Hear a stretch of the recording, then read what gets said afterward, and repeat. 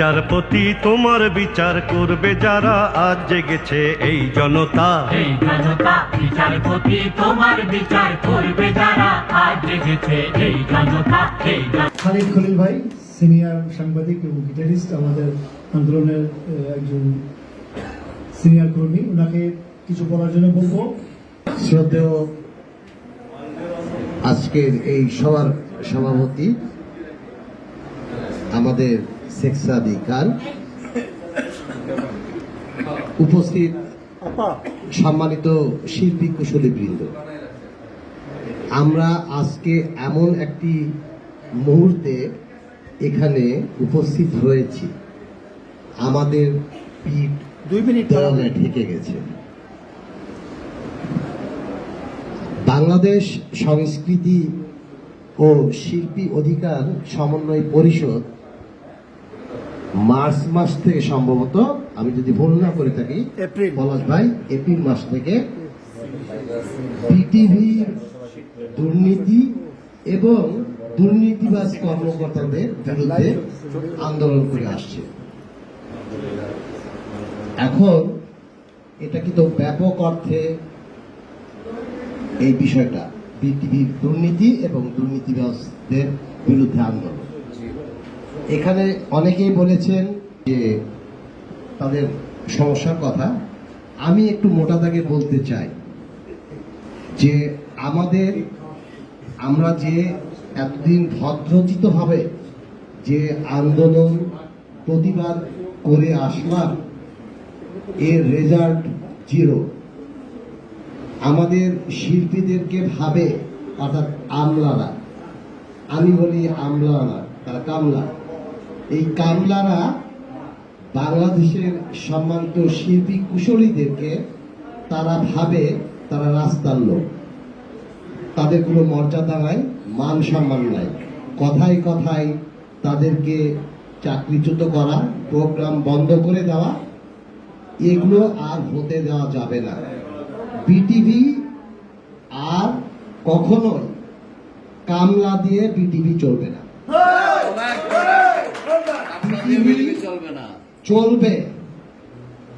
এই বিটিভির জন্ম যারা দিয়েছেন, আজকে এখানে অনেকেই উপস্থিত আছেন, লিনুবিল্লাহ ভাই শুরু করেছেন, বলে গেছেন, শেখ সাদি খান ভাই এই টেলিভিশন জন্ম দিয়েছেন, এই টেলিভিশন থেকে অনেক শিল্পীকে তৈরি করেছে। আজকে আমি একটু দুঃখের সঙ্গে বলবো, ক্ষোভের সঙ্গে না, আমাদের যে শিল্পীদের এই আন্দোলন, এখানে আমরা এই বিটিভি যে সমস্ত শিল্পীদেরকে প্রমিনেন্ট বানিয়েছেন, এদেশে অনেকে প্রয়াত হয়েছেন, অনেকে এখনো জীবিত আছেন। এই আন্দোলনের সঙ্গে তাদের সম্পৃক্ততা আছে, কিন্তু তাদের বয়স হয়েছে, সব সময় হয়তো আমাদের সঙ্গে তারা সব জায়গাতে আসতে পারবেন না। বিশেষ বিশেষ ক্ষেত্রে তাদেরকে আমাদের সামনে, আমাদের পাশে আমরা দেখতে চাই। আরেকটি কথা বলতে চাই, অত্যন্ত লজ্জাজনক, সেটা হচ্ছে যে শিল্পীদের কে একজন ডিজি সাহেব, তার কাছে পাস নিতে হয় গেটে বসে। শেখ সাদি খান ভাই, লিনুবিল্লাহ ভাই, যেটা উনি বলেননি, উনাকে 14 বছর বিটিভিতে ঢুকতে দেননি। লজ্জাজনক, বলেন আপনারা। এরপরে অনেকেই আছেন, এরপরে অনেকেই এরকম আছেন, শেখ সাদি খান ভাই আর কদিন পর শেখ সাদি ভাই খানকে গেটে ঢুকতে দেবেন না। এটা কি এখন যারা বিটিভি চালাচ্ছে তাদের বাবার সম্পত্তি? না, তারা এই বিটিভি তৈরি করেছেন, তারা কি, তারা কালচারের কি জানেন, তারা সংস্কৃতি কি জানেন? আমার কথা হচ্ছে, আমাদের এখানে শেখ জসিম ভাই, উনি মোলায়েম স্বরে বলেছেন, কখনো কঠোর ভাষায় বলেছেন, উনি কিছু প্রক্রিয়ার মধ্যে দিয়ে যাচ্ছেন। আমরা অনেক প্রক্রিয়ার মধ্যে দিয়ে এসেছি। আমাদের সামনে হয়তো উনি প্রোগ্রাম ঘোষণা করবেন, আর 2টি সুযোগ এই সরকারকে দিতে চাই, সরকারকে, কারণ সরকারের আন্ডারে বিটিভি, এই সরকারকে আর দুটি সুযোগ দিতে চাই। যদি না হয়, অনেকেই বলেছে আমরা বিটিভি দখল করব। আমরা বিটিভি দখল করব।